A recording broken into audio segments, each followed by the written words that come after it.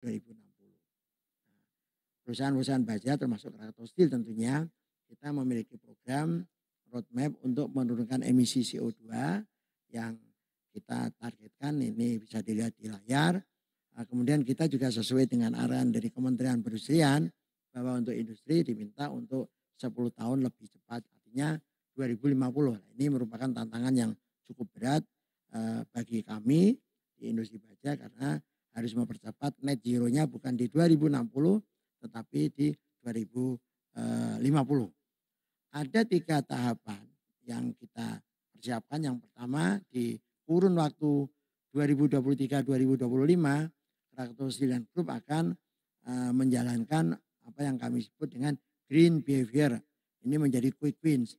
Di dalamnya termasuk bagaimana kita melakukan konversi energi kepada energi terbarukan.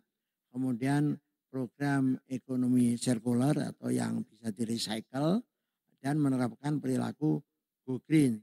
Seperti misalnya kita di tempat kerja sekarang bawa tumbler ya, atau kaleng atau gelas ya, tidak lagi minum dari plastik gitu. Itu juga termasuk di dalam menerapkan perilaku go green.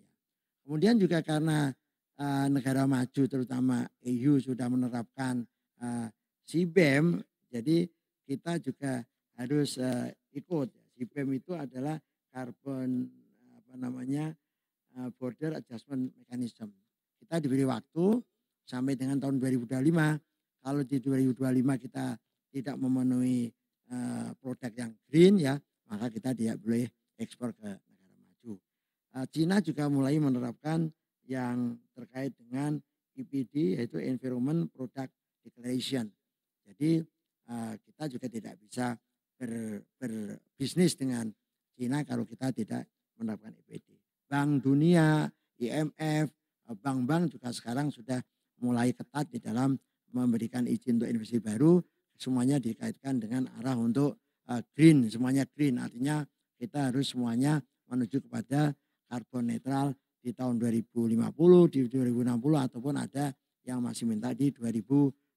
Intinya bahwa kita di industri manapun termasuk industri baja tidak akan lepas dari program untuk karbon netral di tahun 2060. Oleh karena itu dari sekarang sebagai layaknya yang lainnya, industri baja yang lainnya, kita harus bersiap programnya.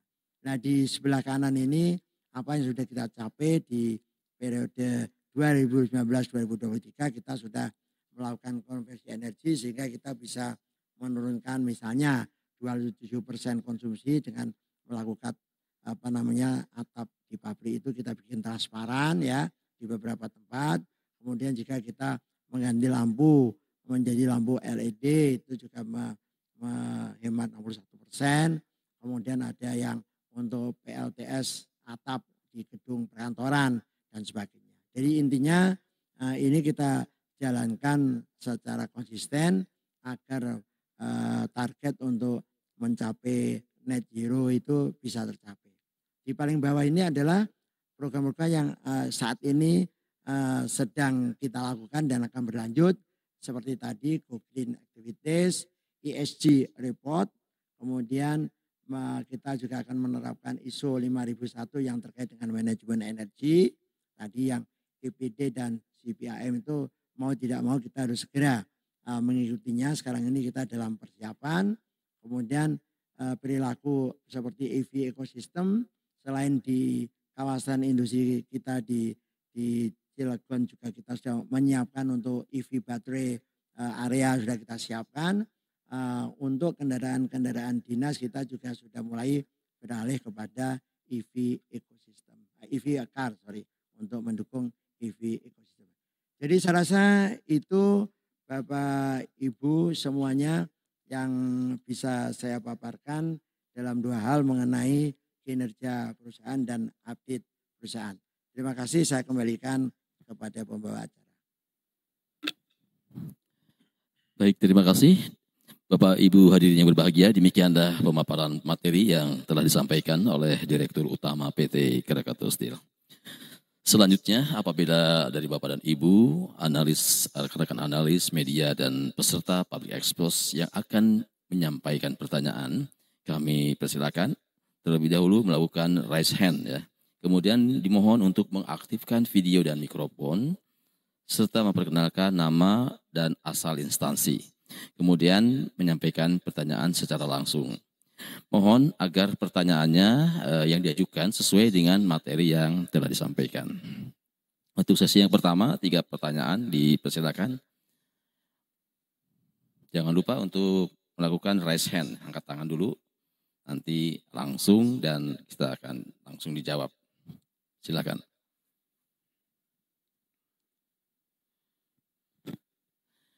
Baik, belum ada yang raise hand, kita bacakan saja.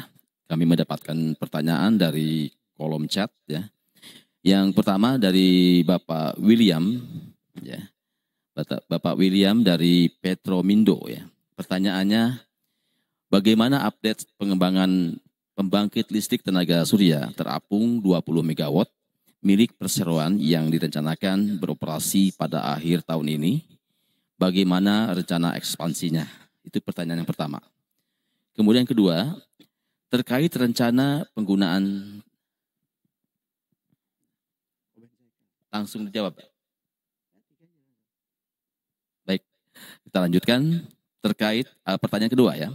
Terkait rencana penggunaan teknologi CCS, bagaimana persiapannya? Apakah akan menggunakan reservoir Sunda ya, reservoir Sunda asri milik Pertamina dan ExxonMobil yang lokasinya cukup dekat dengan pabrik perseroan? Kemudian pertanyaan yang ketiga, bagaimana proses konstruksi CRM fase kedua dengan posko? Kapan mulai beroperasi dan berapa kapasitasnya? Demikian Pak, silakan.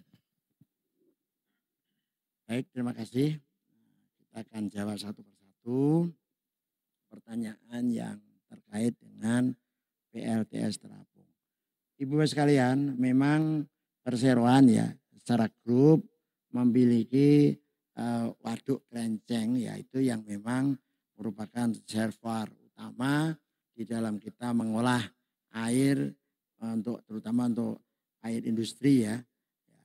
Karena waduk ini cukup luas, memang kita akhirnya mempunyai rencana untuk membuat PLTS terapung. Dalam studi awalnya kita sudah lakukan dengan kerjasama dengan partner internasional ya. Kemudian dalam studi awal tersebut ditemukan bahwa untuk luasannya ini masih ada terganjal dengan aturan yang memberikan maksimal area yang bisa ditutup menggunakan PLTS itu ada luasan tertentu. Ya ini kita sudah meminta kepada Kementerian PUPR ya untuk memberikan semacam kebijaksanaan, karena waduk yang kita punya ini kan bukan waduk umum yang dimanfaatkan juga oleh umum. Ini kan hanya untuk penampungan air. Ini mohon diberikan supaya prosentase dari luasan yang bisa tercover dengan untuk pakai PLTS ini bisa maksimal. Dan ini kelihatannya mendapat dukungan. Oleh karena itu memang proyeknya agak mengalami sedikit perlambatan sambil menunggu perizinan tadi. Perizinan bahwa yang di cover oleh PLTS terapung ini harusnya bisa maksimal. Jadi sekarang ini tidak bisa kita selesaikan di akhir tahun ini, tapi kita yakin kalau izin untuk perluasannya terus diberikan, kita bisa langsung jalankan karena sebetulnya secara teknis semuanya sudah kita persiapkan. Saya rasa demikian untuk jawaban dari Pak William ya, untuk Pak William Petromindo. Kemudian yang berikutnya tadi pertanyaannya masih dari Pak William terkait dengan teknologi CCS ini combined cycle ya. Oh, ini yang CCU carbon capture.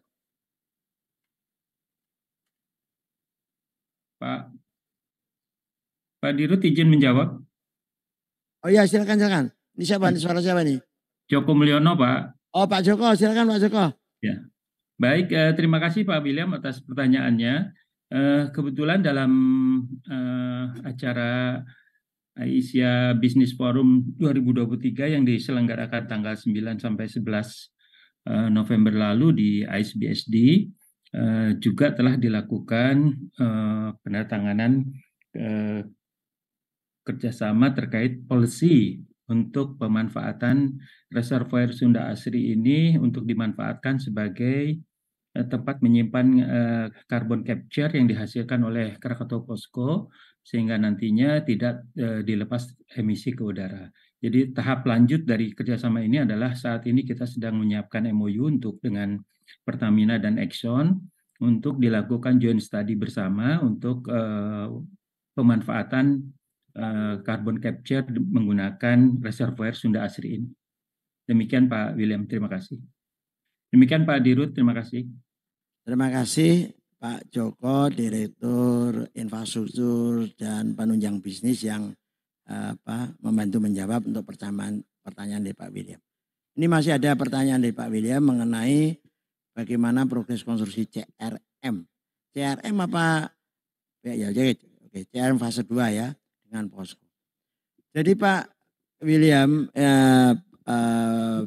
pengembangan atau ekspansi CRM ini bagian dari proyek KS dan Posko Cluster 10 juta tahun Cilegon yang kita tahu itu terdiri dari 3 fase.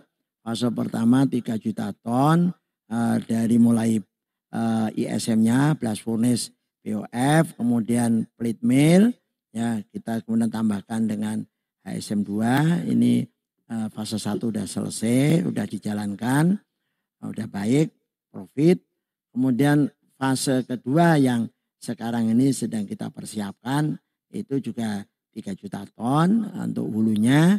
Nanti fase ketiga terakhir 4 juta ton. Jadi total 3, 4, nah itu 10 juta ton. Nah kalau pertanyaan ini benar mengenai CRM, jadi CRM itu bagian daripada stage 2 yang untuk pengembangan baja yang ditugaskan pemerintah mendukung EV car. Di baja untuk otomotif yang utamanya adalah yang electricity.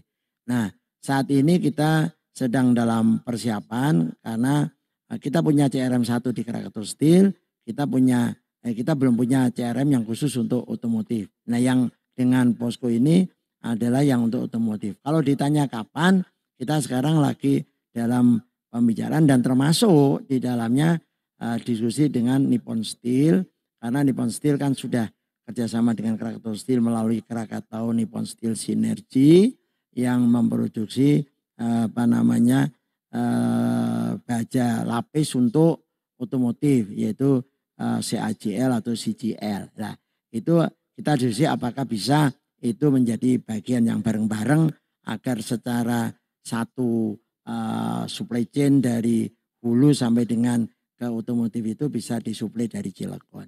Jadi sekarang masih dalam tahap studi bersama untuk bisa dijalankan. Kalau kita maunya sih cepat ya, mudah-mudahan dalam 2 tahun ke depan kita sudah bisa mulai konstruksi. Terima kasih.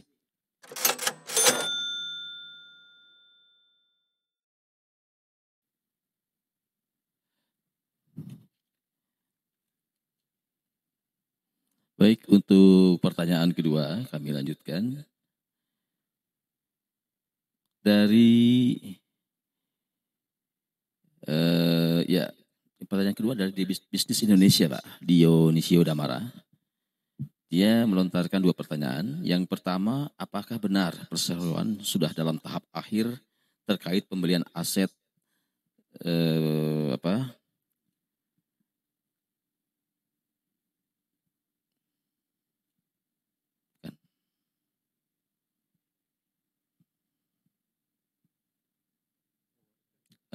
baik Pak, kami alihkan ke pertanyaan yang lebih awal masuk ya. Di sini dari Andi Pambudi dari investor likuidasi. Apa yang dilakukan perseroan dalam hal persediaan? Apa nih maksudnya persediaan apa ya? Kemudian dari Siva IDXX, ya Pak.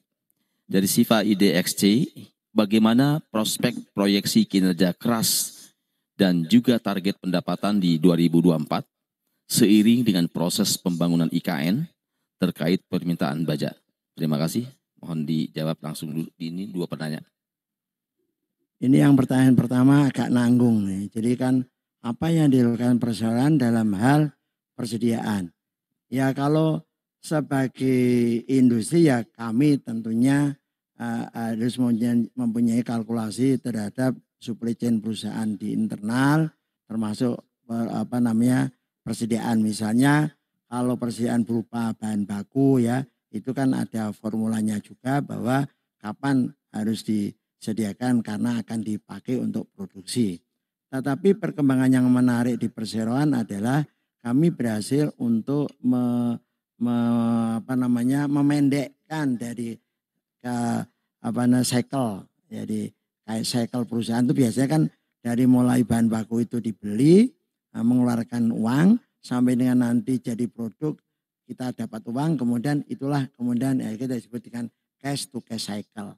Jadi kita sudah banyak melakukan inovasi untuk memperpendek itu, misalnya dengan menggunakan kerjasama PLB yang dimiliki oleh salah satu anak, sehingga bahan baku yang didatangkan dari impor tidak harus kita bayar langsung pada saat bahan baku tersebut dipesan, tetapi bisa itu dilakukan oleh pihak agen untuk mendatangkan bahan baku tersebut disimpan di dalam PLB yang ada di Cilegon, di milik Krakatau Bandar Samudra yang merupakan grup kita. Nah pada saat kita memakai, disitulah terjadi transaksi. Ini suatu inovasi yang kita bisa memendekkan cash to cash cycle yang tentunya itu berpengaruh terhadap efisiensi perusahaan. Nah tentunya kalau terkait dengan persediaan yang lainnya seperti spare part, ya ini pertanyaan terlalu umum ya, yaitu tentunya kita menggunakan teknik-teknik karena kita di perusahaan kan pakai SAP ya, jadi tentunya semuanya terkontrol di situ, jadi kapan harus dipesan, kapan datang, kapan dipakai dan sebagainya. Kemudian yang terkait dengan apa ini? Prospek proyeksi kinerja keras target. Ya. Terkait dengan IKN, Pak, pembangunan IKN. Ya, tentunya sebagai industri baja ya Krakatau Steel sangat diuntungkan atau mendapatkan dampak positif dari adanya proyek IKN karena tentunya di dalamnya ada penggunaan baja. Jadi Krakatau Steel secara grup hampir semuanya mendapatkan dampak positif, apakah dari bahan baku bajanya sendiri, kemudian baja setengah jadi berupa modul-modul konstruksi yang dibuat oleh anak kami Krakatau Baja Konstruksi, ataupun dari sisi urusan supply chain untuk pengirimannya yang itu berdampak kepada Krakatau Bandar Samudra, karena Krakatau Bandar Samudra itu di samping mewariskan perusahaan juga dia merupakan pusat dari logistik Krakatau Steel, sehingga dalam hal pengiriman distribusi produk apapun utamanya baja itu sudah pengalaman. Jadi salah satu seperti itu. Kalau mengenai target proyeksi kinerja dan target 2024 barangkali Pak Tardi Direktur Keuangan bisa membantu menjawab. Silakan Pak. Baik, terima kasih Pak. Selanjutnya dari Petromindo. Silakan Pak Tardi tambahan. Terima kasih Pak. Baik teman-teman wartawan, investor, analis yang ikut di dalam public expose di siang hari ini. Terima kasih atas partisipasinya untuk mengikuti perkembangan dari Krakatau Steel sampai dengan saat ini dan ke depannya. Sebagaimana kita pahami bahwa di bulan Mei yang lalu salah satu fasilitas produksi kita mengalami musibah kebakaran sehingga HSM1 itu belum bisa berproduksi. Sehingga proyeksi kami sampai dengan akhir tahun 2023 kondisi keuangan Krakatau Steel secara konsolidasi masih tertekan. Namun demikian beberapa hal yang akan kami lakukan untuk mengurangi tekanan kondisi keuangan Krakatau Steel. Pertama, sekaligus untuk mengisi kebutuhan baja nasional, kami melakukan importasi baja yang akan kami proses menjadi plat untuk memenuhi kebutuhan para pelanggan kami, sehingga mengisi beberapa revenue yang bisa kita bukukan. Kedua adalah mengoptimalkan subholding yang ada di Krakatau Steel, yaitu subholding downstream untuk bekerja lebih optimal, juga memanfaatkan potensi-potensi yang tadi teman-teman sampaikan, adanya proyek-proyek di IKN itu memberikan kontribusi yang cukup signifikan untuk kita. Dan yang ketiga adalah mengoptimalkan kinerja dari subholding Krakatau Sarana Infrastructure. Namun demikian, kita memproyeksikan kondisi keuangan Krakatau Steel di akhir tahun ini tidak lebih baik dari 2022 karena kondisi HSM1 yang masih mengalami kendala. Namun kita mencoba untuk memberikan yang terbaik untuk para investor. Di samping itu, Bapak Ibu sekalian, dapat kami sampaikan bahwa sehubungan dengan insiden HSM1, kami merencanakan dan sudah menjalankan satu program untuk melakukan restrukturisasi lanjutan terhadap Krakatau Steel secara menyeluruh, baik secara operasional maupun secara keuangan. Ini juga menjawab hal-hal yang beberapa waktu yang lalu sudah kami sampaikan kepada teman-teman sekalian, di mana pabrik ISMBF kita itu belum bisa kita usahakan secara optimal. Sehingga untuk itu kami juga sedang mengundang investor untuk mereaktivasi kembali aset-aset ISMBF itu sehingga bisa memberikan kontribusi yang positif untuk Krakatau Steel Group. Dan yang kedua, sejalan dengan insiden yang kita alami di HSM nomor 1, kita memerlukan satu restrukturisasi kembali dengan para kreditur, dan perkembangannya sampai dengan saat ini para kreditur memberikan suatu sinyal-sinyal yang sangat positif untuk melakukan restrukturisasi lanjutan, dan kita jadwalkan restrukturisasi lanjutan itu kita bisa selesaikan di kuartal pertama tahun 2024. Dengan demikian, mudah-mudahan di tahun 2024 kondisi keuangan Krakatau Steel kembali membaik sebagaimana pernah kita capai di 2021-2022 yang memberikan EBITDA yang tetap positif serta net profit after tax yang tetap positif. Demikian tambahan dari kami. Terima kasih. Wassalamualaikum warahmatullahi wabarakatuh. Terima kasih.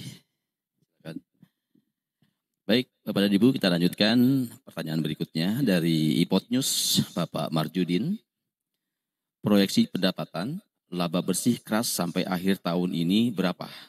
Kemudian lalu untuk tahun depan seiring dengan masuknya tahun politik, bagaimana proyeksi kinerja keuangan dan kinerja industri baja pada umumnya? Itu tadi udah dijawab Pak Tardi. Silakan Pak Tardi kalau mau menambahkan. Ya. Baik Pak Marjudin, tadi kami sudah jawab mengenai proyeksi atau prognosa kondisi atau performan keuangan Krakatau Steel Group sampai dengan akhir tahun 2023. Saya ulangi kembali bahwa insiden pabrik HSM nomor 1 yang kita alami sejak Mei sampai sekarang masih dalam proses recovery. Dengan demikian kondisi keuangan PT Krakatau Steel di akhir tahun 2023 masih lebih tertekan dibanding dengan kinerja kami di 2022 yang lalu. Namun demikian, manajemen berupaya untuk memberikan tekanan tersebut tidak terlalu dalam. Inisiatif yang kami lakukan adalah pertama, mengisi kekosongan pasok baja domestik yang ditinggalkan oleh HSM1 dengan mill to mill trading, yaitu kami bekerjasama dengan mill yang ada di Vietnam dan ada di Korea untuk mengisi keperluan baja di domestik dengan melalui beberapa proses yang dilakukan di Krakatau Steel. Yang kedua, mengoptimalkan kinerja dari anak-anak perusahaan kita, baik yang tergabung di dalam Krakatau Baja Konstruksi maupun yang tergabung di dalam subholding Krakatau Sarana Infrastructure. Dengan demikian, kita berharap untuk sampai dengan akhir tahun 2023, kita bisa jaga EBITDA kita tetap positif, walaupun net profit-nya kemungkinan masih ada tertekan di negatif. Untuk 2024, sejalan dengan insiden yang kita alami, kami saat ini sedang mengajukan suatu proses restrukturisasi lanjutan sekaligus dikaitkan dengan reaktivasi aktiva tetap yaitu ISMBF kita yang saat ini belum beroperasi maksimal. Kami mengundang investor dari Baozongnan Group untuk mereaktivasi aset idle kita ISMBF dan sekaligus sebagai momentum untuk restrukturisasi operasional dan keuangan Krakatau Steel. 10 kreditur yang tergabung di dalam kreditur Krakatau Steel, alhamdulillah sudah memberikan sinyal yang positif untuk melakukan restrukturisasi keuangan kita, dan kami mempunyai target bahwa restrukturisasi tersebut bisa dicapai di kuartal pertama 2024. Dengan demikian, mudah-mudahan di tahun 2024 kinerja Krakatau Steel bisa kembali seperti kinerja kita yang pernah kita capai di 2021, 2022, di mana EBITDA positif dan net profit after tax juga positif. Demikian yang bisa kami harapkan. Terima kasih, mudah-mudahan memenuhi harapan dari teman-teman sekalian. Baik, terima kasih. Semoga terjawab sudah ya aja pertanyaannya. Dan kita lanjutkan kepada yang sudah angkat tangan, kita prioritaskan Bapak Suparjo dari inews.id. Silakan Pak Suparjo, diaktifkan video dan mikrofonnya, silakan. Ya, izin Pak Dirut, saya Suparjo Ramalan dari iNews ID. Di sini ada beberapa pertanyaan, Pak Dirut. Yang pertama terkait permintaan baja domestik kan hingga kuartal 3 2023 kan menurun 14%, Pak Dirut. Nah, itu gimana caranya KRAS kemudian memaksimalkan penjualan baja di pasar tanah air, terutama terkait dengan pembangunan IKN Nusantara di tahap pertama. Itu yang pertama. Yang kedua, sebenarnya berapa proyeksi pemanfaatan baja untuk pembangunan IKN tahap 1, Pak Dirut? Dan saat ini yang disiapkan KRAS sendiri seberapa besar untuk pembangunan tahap 1 tersebut? Yang ketiga, mohon izin update kemampuan produksi pabrik HSM2 saat ini seperti apa? Apalagi kan tadi di sisi produksi dan pasokan baja saat ini kan terbatas, Pak Dirut. Pasca insiden kebakaran di pabrik HSM1, izin updatean untuk HSM2-nya seperti apa kapasitas produksinya? Terima kasih.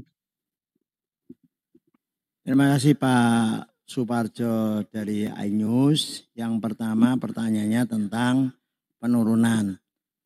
Memang tadi ada aspek global, ada aspek domestik yang secara data menunjukkan bahwa demand baja nasional di kuartal yang lalu, kuartal 3 turun 14%.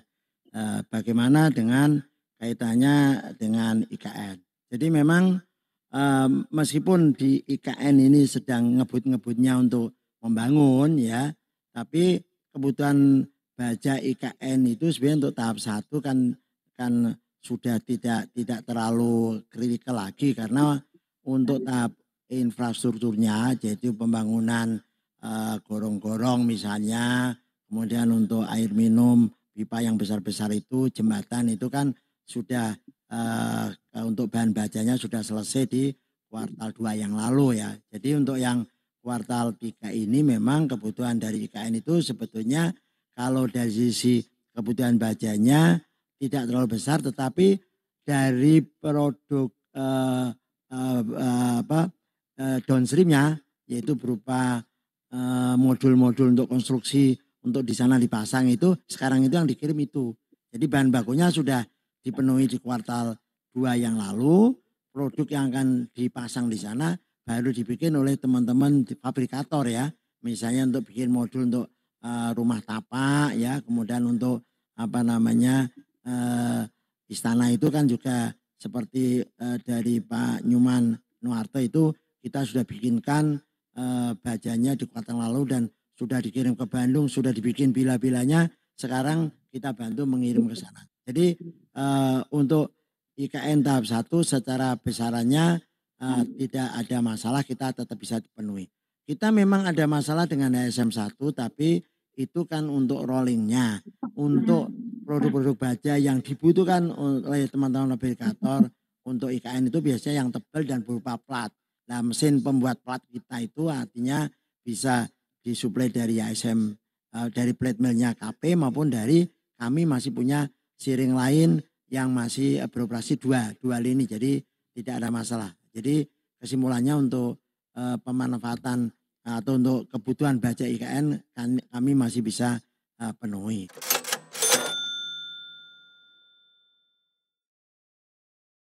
Kemudian HSM 2 ini seperti apa pas ini? Kalau HSM 2 sekarang ya ibaratnya tidak bisa istirahat, tidak bisa nafas karena yang biasanya HSM 1 mensuplai bersama HSM 2 di domestik, kemudian HSM 1-nya masih proses recovery, maka order mayoritas kita alihkan ke HSM 2 karena kita kan mau punya proses koordinasi pemasaran antara Krakatau Steel yang mengoperasikan dan memasarkan HSM 1 dan juga Krakatau Posko yang mengoperasikan HSM 2. Jadi saat ini full kapasitas kalau secara tahunan dari pihak Krakatau Posko melaporkan itu bisa 100% dari kapasitas terutilisasi. Kalau 1 tahun itu kan 1,5 ya dalam bulannya itu antara 120 ribuan, 130 ribu itu mereka memang sekarang itu. Jadi sangat bagus Pak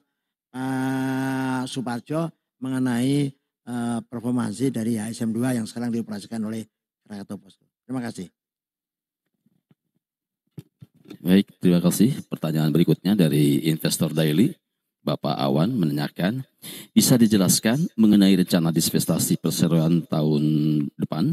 Apakah masih ada aset-aset yang akan dilepas dalam rangka pemulihan kondisi keuangan perseroan?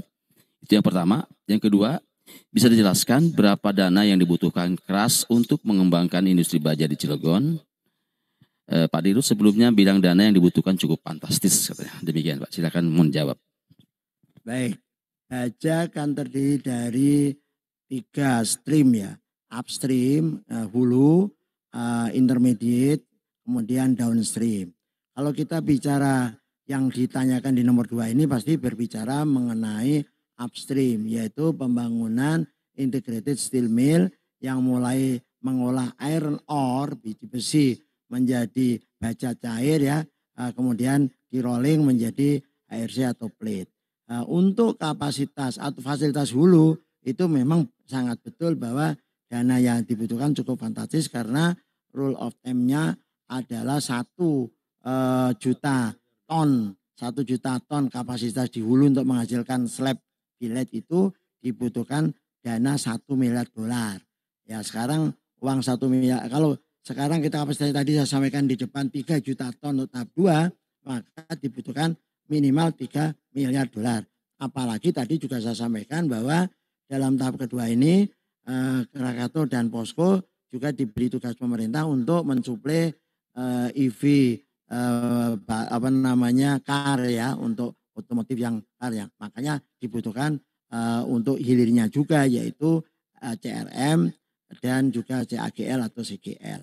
Nah, kita balik ke yang hulunya dengan dana yang dibutuhkan minimal $3 miliar ya pasti KRAS tidak akan mampu untuk sendiri. Oleh karena itu sudah betul bahwa KRAS itu mengajak partner strategik yaitu Posko di dalam mengumumkan yang mengembangkan kapasitas 3 juta kemudian 4 juta. Jadi itu tidak bisa dibiayai sendiri. Apalagi dalam kondisi KS sedang resolusi sekarang ini juga kami diskusi dengan seri A, Kementerian BUMN sebagai pemegang saham seri A, bagaimana untuk dilibatkannya BUMN yang lain di dalam rangka ikut di dalam pembangunan tahap kedua. Kemudian untuk pertanyaan pertama tadi tolong balik. Nah, Pak tadi silakan Pak tadi dibantu. Ya. Untuk rencana divestasi aset-aset tahun depan, ya sebagaimana tadi kami kemukakan bahwa kami saat ini sedang melakukan satu upaya restrukturisasi lanjutan, ya. Karena apa restrukturisasi lanjutan itu kita lakukan? Yaitu pertama karena beberapa aset yang semula kita proyeksikan dapat berkontribusi dan produksi dengan baik, yaitu ISMBF, itu ternyata belum bisa berkontribusi dan belum bisa berproduksi dengan baik. Sehingga kita perlu melakukan reposisi ulang terhadap kondisi keuangan ke depannya. Yang kedua, dipicu juga dengan insiden HSM 1 yang mengalami musibah di Mei yang lalu, sehingga kita perlu melakukan restrukturisasi kondisi operasional dan keuangan ke depannya. Berdasarkan hal tersebut, rencana-rencana divestasi yang pernah kita rencanakan pada waktu restrukturisasi tahap pertama di tahun 2018-19, sebagian besar sebenarnya sudah kita lakukan, di mana kita sudah mendivestasi anak perusahaan kita, PT KDL, waktu itu kita sudah divestasi ke investor baru, di mana kita sekarang menjadi minority basis di situ. Kemudian Krakatau Tirta Industri juga sudah berhasil kita divestasi, di situ kita tetap majority. Beberapa aset-aset non produktif berupa tanah juga sudah kita optimalisasi untuk menurunkan beban utang yang cukup besar, dan hasilnya teman-teman bisa lihat sampai dengan kuartal 1 kemarin kita bisa menurunkan utang yang sangat signifikan. Nah, ke depan apakah kita masih melakukan divestasi? Ini tergantung daripada bagaimana Krakatau Steel menjaga sustainability terhadap KS secara grup.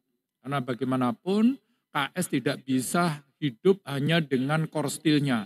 Kita juga harus mempertahankan bagaimana downstream itu bekerja, supporting unit yang tadi teman-teman bisa lihat, bisa memberikan kontribusi EBITDA yang cukup besar, sehingga kita akan sangat hati-hati untuk melakukan divestasi dengan catatan bahwa pemenuhan MRA atau Master of Restructuring Agreement itu tetap kita jaga, namun strategi divestasinya menjadi harus lebih hati-hati untuk ke depannya. Mungkin itu yang bisa kami sampaikan. Baik Pak, berikutnya pertanyaan dari Pak Tia dari Bloomberg. Berapa impor baja yang dilakukan untuk replacement tadi? Berapa nilai pinjaman yang akan direstrukturisasi lanjutan kuartal 2 tahun depan?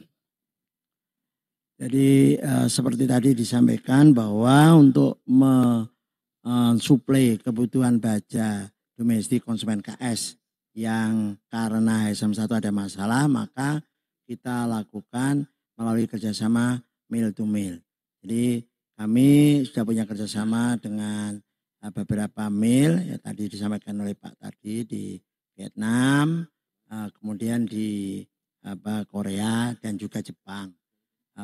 Vietnam menjadi pilihan utama karena sebagai negara ASEAN dia masih bisa pakai form D, artinya biaya masuknya 0. Jadi secara bisnis ini tentunya akan menjadi prioritas dan jaraknya juga tidak terlalu jauh dan teknologi yang dimilikinya juga mirip dengan kita. Kalau bicara jumlahnya ya sebetulnya tergantung demand. Tadi kan disampaikan bahwa demand lagi tidak kuat, jadi kuartal lalu aja turun 14% ya.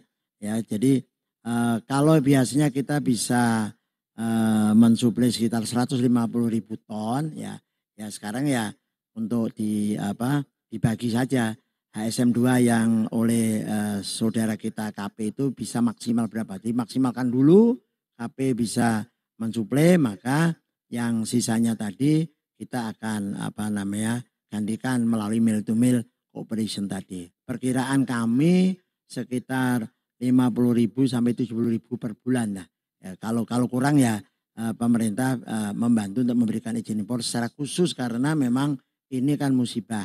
Jadi bukan karena Krakatau Steel ingin menjadi importir umum yang seperti pedagang, gini kan enggak. Jadi kewajiban kita atau tanggung jawab kita secara nasional untuk tetap menjaga supaya kebutuhan baja domestik tidak ada masalah. Apalagi seperti tadi pertanyaan sebelumnya terkait dengan adanya IKN. Jangan sampai kebutuhan baja untuk IKN itu ada gangguan. Jadi ini sebenarnya suatu langkah yang memang sangat realistis dan wajar untuk kita lakukan. Kemudian mengenai nilai pinjaman yang akan direstru ya tentunya tadi kan kita sampaikan kita sudah membayar utang segitu banyaknya ya yang direstru pasti sudah sangat berkurang. Tapi kalau mau agak detailnya saya rasa Pak Tardi sebagai Direktur Keuangan lebih bisa memberikan jawabannya. Silakan Pak Tardi.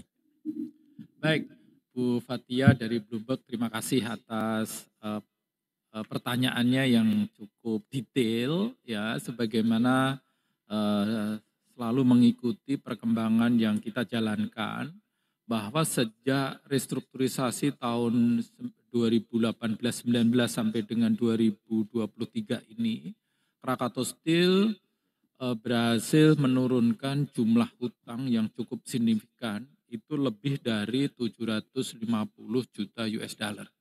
Jadi sudah kita turunkan cukup signifikan.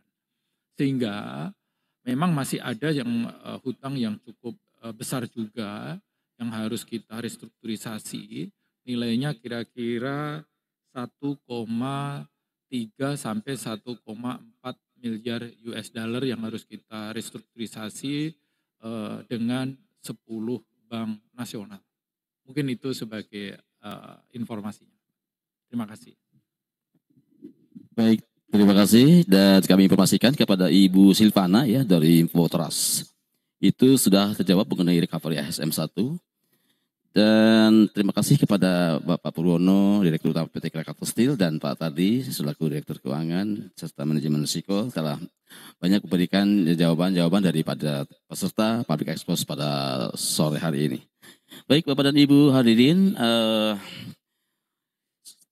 sehubungan dengan waktu juga ya, karena waktu kita sudah sangat terbatas dan saat ini tepat pukul 15 waktu Indonesia Barat.